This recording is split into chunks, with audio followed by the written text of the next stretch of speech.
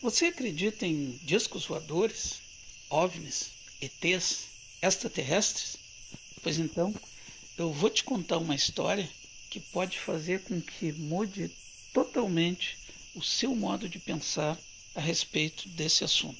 Fique comigo aí até o final desse vídeo. Antes de mais nada, aqueles que estão entrando aí pela primeira vez no canal, tá? Já aproveite, deixe likezinho aí nesse vídeo, inscreva-se no canal, tá, pessoal? Isso aí para nós é muito importante.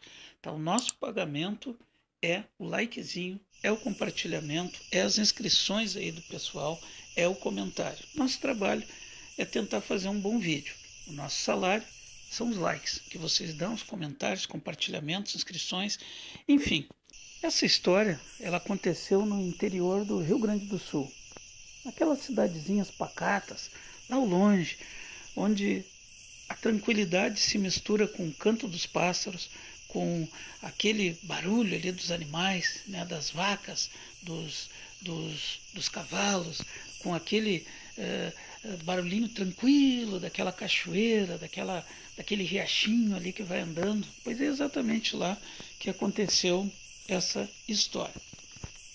Conta-se, isso aí os antigos contavam, que há muitos anos atrás mesmo, vivia um senhor que era muito brigão nessa cidade. Ele brigava com todo mundo, implicava com todo mundo, né? E o engraçado, né, o interessante até que naquela época as coisas eram resolvidas assim mais com palavras, né? Não tinha tanta violência como tem hoje. Mas esse senhor, quando ele ia para o bar, que era aqueles barzinhos assim do interior que tinha antigamente, provavelmente ainda deve ter hoje, ele ia lá e enchia a cara de trago, como dizia o pessoal, né, da época. E esse senhor, depois disso, ele costumava fazer aquelas arruaças lá que todo mundo conhecia.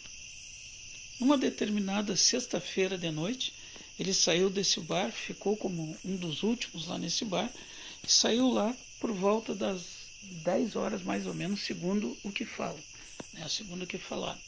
10 horas mais ou menos ele saiu de lá. E saiu andando tranquilo, andando, cantarolando. Assim diz o dono do bar, que viu ele sumindo na noite, naquele dia. Saiu cantando, cantarolando, tranquilamente. Em determinado momento, já andado aí vários quilômetros, um outro passante que vinha passando a cavalo disse que viu ele caminhando tranquilamente. De repente, essa pessoa que estava andando a cavalo, tá, andou cerca de 100, 200 metros quando ela viu um clarão atrás dela. Ele olhou para trás e lá ele viu uma coisa que ele disse que jamais vai esquecer. Né? Ele viu um forte clarão, tá, que iluminava totalmente a pessoa que era aquele mesmo senhor que tinha passado por ele.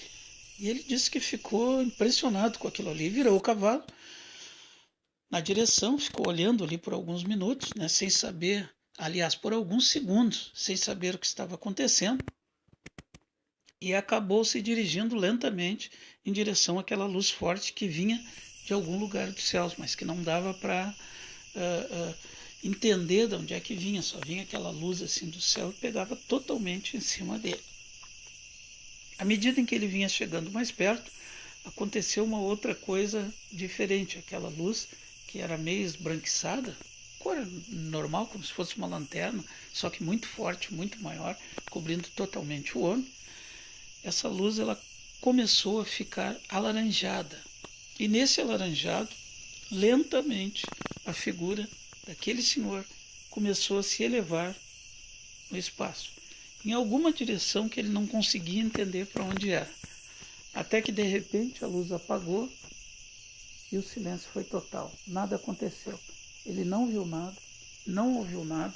A única coisa que ele viu foi aquela luz.